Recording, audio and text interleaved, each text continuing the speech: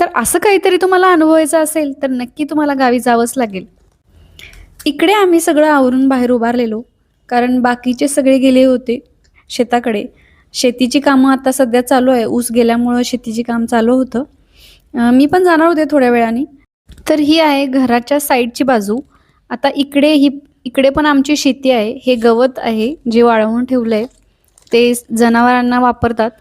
इकडे शक्यतो ओल्यापेक्षा वाळलेला चारा जनावरांसाठी वापरला जातो. तिकडे वरती आहे तो भाताचा पिंजरा आहे आणि हा खाली वाळवलाय तो गवत आहे. आता इकडे वरणं लावलंय आणि ही वरणं माझ्या मते तर जगातलं एक नंबर वरण्याचं पीक आहे. कारण की याची चव ना कुठल्या दुसऱ्या वरण्याला नाही आहे. हे बांधावरची जी वरणं आहेत ते बिना औषधाची असतात. इतकी चवीला चांगली असतात. आता वरण्याची आमटी फक्त माझी सासू छान करते. कारण की तिच्याशिवाय नाही कोणाला जमत. माझी आवडती आणि माझी फेव्हरेट आहे वरण्याची आमटी आणि बटाट्याची आमटी मस्त करते ती. त्यानंतर हा आहे हरभरा. हा तिथं मधी त्या वाप्यामध्ये लावलेला आहे. आता याची भाजीसुद्धा खूप चवीला लागते.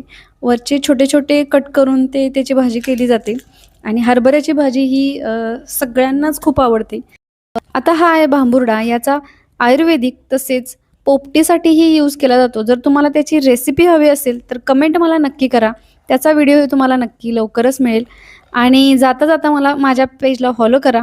चला तर मग भेटू पुढच्या व्लॉगमध्ये. तोपर्यंत बाय.